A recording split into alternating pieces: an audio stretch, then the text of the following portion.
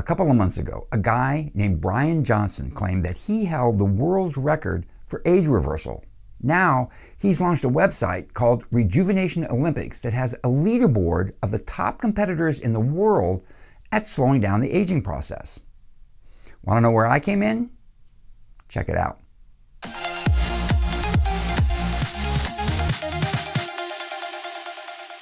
Before I get started with Bryan Johnson and the Rejuvenation Olympics, I wanted to let you guys know that enrollment is now open for the beta launch of Introduction to Longevity. Watch all the way to the end of this video if you want more information about my new online course, or just click up here. The link is also in the description below. Okay, for anybody who hasn't already heard, a guy named Bryan Johnson has recently made the claim that he holds the world's record for age reversal, that he managed to turn back his own biological clock by 5.1 years in 7 months. Now, a little background. Bryan Johnson is a tech millionaire. He built up a company that sold for $800 million, but he destroyed his health in the process. So he set out to see if he couldn't regain that health. And along the way, he became, well, you might call it obsessed with longevity, but in a really good way. Over the last 2 years, he spent something like $2 million developing a plan that he calls Blueprint. He assembled a team of 30 longevity specialists. He's installed a medical suite into his home.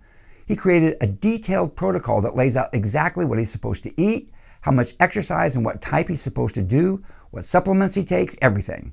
He gets tested on a constant basis to determine exactly where he's at and how well he's progressing. And he's had some remarkable progress. He's lowered his biological age by 8 years, from 45 down to 37. But he's also slowed down the rate at which he's aging. What's remarkable is by how much. There's a test based on what's called the Dunedin Birth Cohort, a group of 1,000 individuals from Dunedin, New Zealand, who were enrolled at birth in around 1972. Now, these individuals are about 50 years old now, and they've been tracking these guys with follow-ups ever since, the most recent being at their 45th birthday. That was in 2017. Now, these follow-ups include a wide range of blood tests and biomarkers that, among other things, look at methylation patterns on their epigenome that are used to establish their biological age.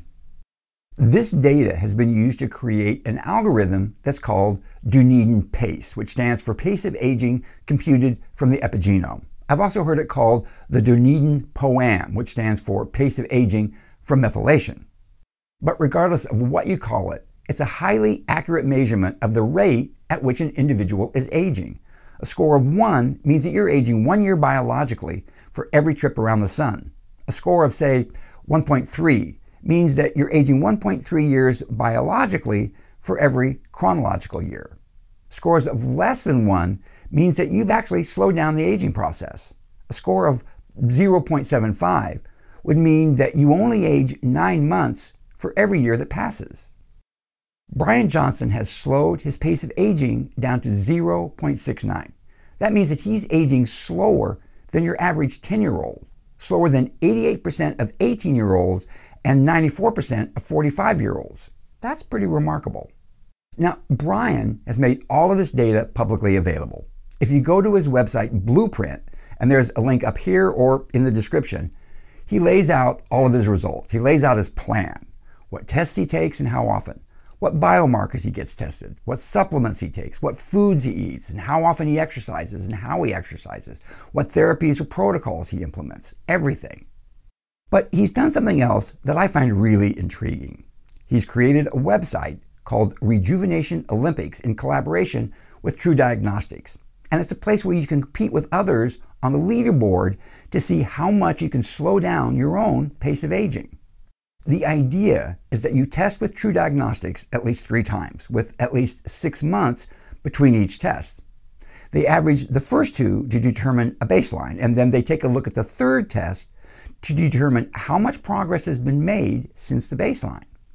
And the people on the leaderboard are those that have made the most progress in slowing down their pace of aging, not those with the biggest difference between their chronological and biological ages. If it was, I'd beat Bryan. He's reversed his biological age by a total of 8 years. I've reversed mine by 12. Hard to believe that just 4 short years ago, we were all astounded that the TRIM study had reversed biological ages by just 2 years. Now, the whole concept of the Rejuvenation Olympics website is really intriguing to me, not merely because I placed 11th on the leaderboard, but because the whole idea of gamifying longevity and turning it into a competition is brilliant. Now, I know there are people who are going to say, do we have to turn everything into a competition? But throughout history, turning something into a game, into a competition, has always been the road to getting results. When Charles Lindbergh first flew across the Atlantic Ocean, he was competing for the Orteig Prize. The X Prize was a competition to be the first private back-to-back launch of a vehicle that was actually carrying people into space and back. And it launched the private sector getting involved into the space program. So I think that setting up a competition to see who's getting the best results will be a game changer. The site launched in January, I believe, and according to Bryan, they've already had thousands of people sign up. But what's really cool about the site is that people have an opportunity to share their own strategies and protocols. So if someone is getting particularly great results, you can check out what they're doing to get those results. I recently caught up with Bryan, and I had some questions for him about Blueprint and about the Rejuvenation Olympics. Okay, Bryan, my first question for you is, how did you come up with the idea for the Rejuvenation Olympics? There were 2 things that were motivating for me. First is when I started sharing what I was doing for Blueprint, people would make observations like, okay, this is clearly different than what is normal in the early 21st century. This guy's wacky and he's eccentric, and he, like they'd basically try to come up with a word that would capture like, this is unusual. And sometimes it'd be an insult sometimes, but like, it's like, okay, we don't know what to do, but this is really weird. And so I wanted to put it into a frame that would help people understand what I was doing. And I wanted to bridge it to imagine observing LeBron James and what he eats and what he does to take care of his body. Now, when we observe that, we say, that's cool, LeBron. Like, you're trying to be the very best person on the court. Cool. And so we give him a pass. Like, he can do anything that's, anything. And we just say, that's what a professional athlete does. And so I wanted to reframe myself as a professional rejuvenation athlete so that when people see what I'm trying to do, they think, oh, okay, like this person's trying to break a world record in rejuvenation. Get it. And so the one was just establishing a new safe place for me and for other people to say, we can go about these things in these unusual ways. And it's accepted by society because now it's like a certain discipline. Because a lot of people that I spoke with, they too were facing a lot of pushback through partners and other people of like, you're just weird. Why are you doing all this stuff? And so it's given them a lot of cover to go about their activities. The second thing was that I think the interesting phenomena about health and wellness is just like the Bible supports over 100 denominations that claim they're God's one and true church, the same thing is true with health and wellness. Like, pick your guru, they're all claiming one and true God status. And it leaves people like my mom and my dad, they're like, what do I do? Because everyone says something different and they feel confused. And so I wanted to try to punch through the noise and say, maybe we can have a conversation that's different with data. So if you want to enter this conversation and talk about the merits between this or that, use data, not words, as your mechanism of communication. And so Blueprint, I've basically said, like, here's all my entire protocol, here's all my data, observe it, analyze it, do what you want with it, but I'm going to make the arguments with data and not with words as a way to, and then the Rejuvenation Olympics was basically saying like, okay, I'm doing this. It'd be amazing if someone beat me. That would be the best outcome, because now people have 2 options or maybe even 3 options. They can say, I can now limit my choices to like 3 or 4 different programs versus 300. And the data is telling me there are some things that are better than other things. If you and I engage in a thought exercise and we say, how good is technology going to be in 20 years? You and I are both going to say better. We're not even going to question ourselves. We're not going to be like, well, if we can solve this technical problem, we may have some better computational performance. We're just going to say, no, it's better. For sure, we're on an improvement curve that's better. if we pose the thought experiment about, hey, how are we going to be in 20 years? You'll be over 90, I'll be over 60. Like, you and I both assume that we are on a decay curve, and all we're trying to do is slow our decay curve. But what if it were different? What if you and I could imagine the future together and it wasn't a decay curve? What if we just said, what are you and I going to be in 20 years? We don't know, but better. Like, that would fundamentally change what it means to be human. And so we are in the earliest of stages, like, where we're just trying to slow the speed of our aging and slow the entropy. But like, what if we get to this different game? And that's what I think what we're really after as a community is, let's change the game. So when we say, what do we want to be in 20, what can we be in 20 years? We no longer have to just accept this inevitable decay, decline. We can say, you know what? Actually, the future is really exciting. Okay, so Ray Kurzweil has been in the news a lot lately. He's been predicting that we'll be able to reach longevity escape velocity by the year 2029. Now, do you agree with that? Do you think that's possible? I mean, I'm grateful for Ray's voice in the community. I think he does a great service of offering up a data-driven model of the future, which helps us aspire to certain things. So I think he's really a great contributor to the community. And then secondarily, I mean, that's what I'm trying to do personally. I'm trying to demonstrate age escape velocity. And we know this, like, once the 4 mile run was demonstrated, a bunch of people could do the 4 mile run. Once flight was demonstrated, everybody could do flight. It just takes one human to show something's possible, and then everyone else jumps on. So I get a lot of comments from people here on the channel who think that longevity is only going to be available to the rich, that only the wealthy will be able to afford it. It'll be so expensive that the common man will just not be able to afford longevity. Now, personally, I think that longevity will be available to the disciplined, that if you don't have the discipline to live a longevity lifestyle, if you eat whatever you want, you eat all the junk food that you want, you never exercise, you're a couch potato, I just don't think that you're ever going to be able to attain the kind of longevity that we're talking about here. But I also think that once longevity science becomes mature, just like any other emerging technology in the past that has become mature, the price will come down. The price will drop. It will become more affordable, and more people will be able to have access to it. Would you agree with that? What do you think? I do, yeah. And I mean, also, if you look through the history of technology, we adopted washing machines because it's better than washing clothes by hands. We use calculators because it's better than paper and pencil. We use ChatGPT because it's better than other tools. And what I'm trying to show with Blueprint is I've built an algorithm that better cares for my health and wellness than I can. And if that were the case, you know, it changes our relationship. If it legitimately slows my aging and makes me more healthy and happy and fulfilled, why would I ever, just like why would I use a paper map to navigate in a car? Why would I wash my hands down at the creek with my hands, wash my clothes? We may adopt this, and it may change everything about how we think about ourselves. And if that's the case, you can see it going throughout society, where you can imagine a future where everyone is maintaining their perfect health because that's what the standard of technology allows us to do. And then we forget, like, there was ever a time where we found the idea abhorrent or dystopic, or we always go kicking and screaming into the future. And this is a radical shift, but like, maybe that's true, that we just all have this as a societal norm, and we move on to the next game that we're going to play. Bryan, thanks so much for talking with me. Is there anything else you'd like to say about Blueprint or about the Rejuvenation Olympics?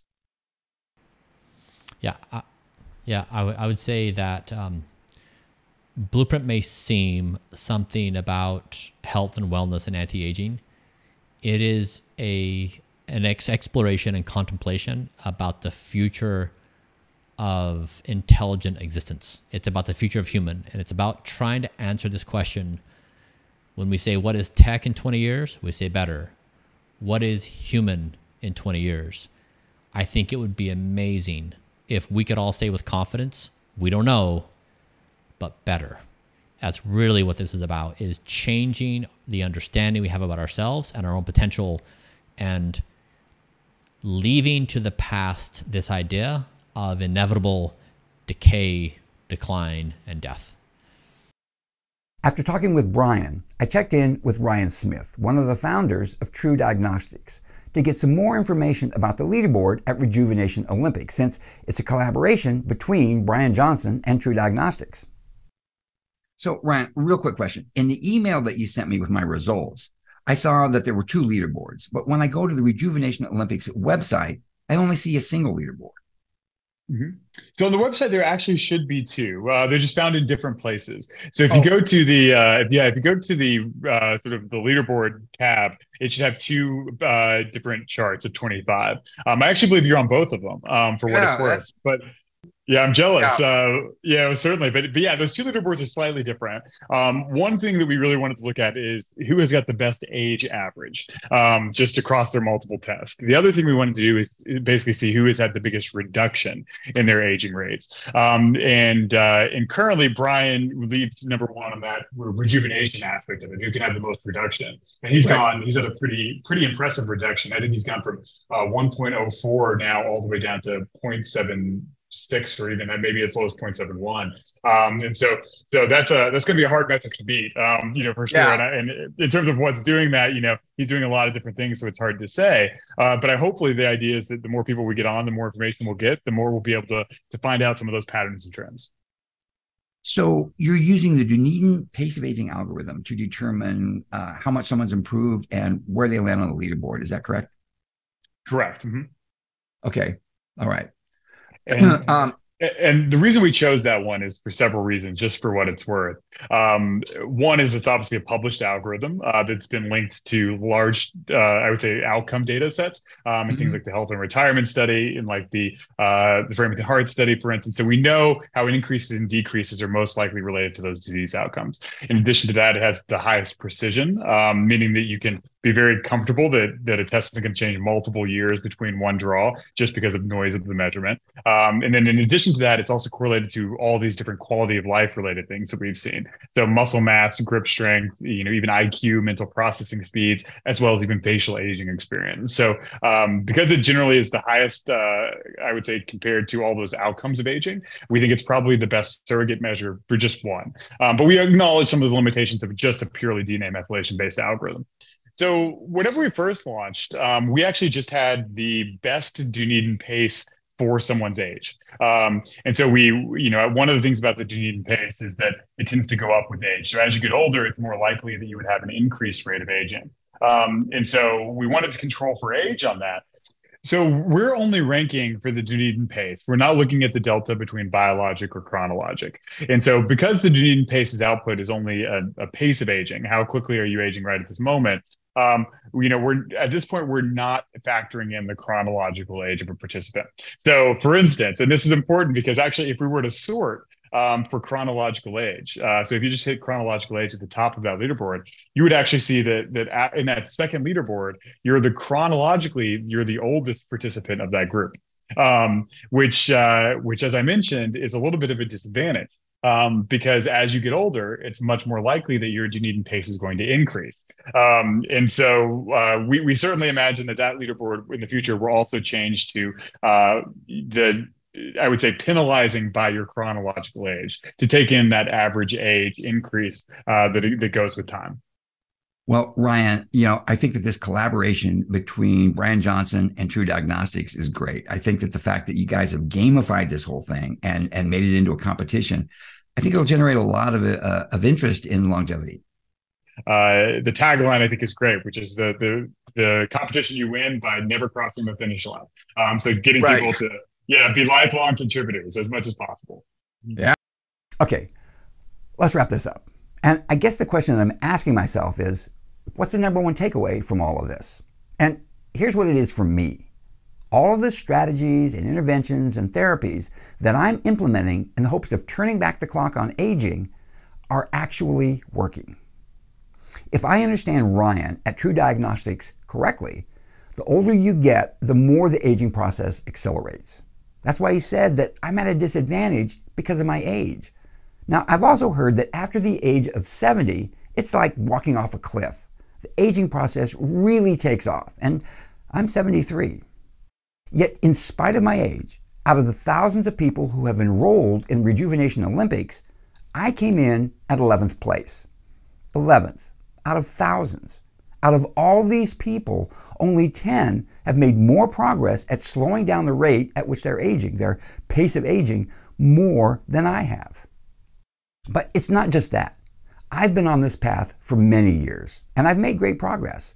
The first time I ever took the TruDiagnostics test, I had great results. So, unlike Bryan Johnson, who started out with a pace of aging somewhere around 1.4, on my first test a couple of years ago, I got a score of 0.82. So I kind of thought there wasn't that much room for improvement. But I kept up the protocols. I added to them. I did more and more things to improve my health and to lower my biological age. And over the last year, in the last 6 to 12 months, I made so much improvement that it put me in 11th place, in spite of being over 73 years old. I've made more improvements in the last year than in the previous 12 years. So what that says to me is that everything I'm doing to roll back the clock is actually working, that it's doing what it's supposed to be doing, that I'm making the kind of progress that I was hoping for. Now, I mentioned at the beginning of this video that I'd provide more information about my online course, Introduction to Longevity. If you'd like to learn what I'm actually doing to make such great progress, this is your chance. We're doing a beta launch of the course on May 12th, and enrollment for that launch is now open. Now, this is for a limited time. We're closing enrollment when the course launches, and we're only allowing 40 people to sign up for this beta launch. Now, if you sign up for the beta launch, there's a bunch of perks and bonuses that we're offering. Too many to go into here. But if you want to learn more, there's a link to a video that I made that'll answer all your questions. And if you do decide to join, you'll be able to do so there. The link is either up here or in the description. If you'd like to learn more about the aging process, watch this playlist on the hallmarks of aging, or just sign up for the Introduction to Longevity and get started on a path to a longevity lifestyle and a younger you.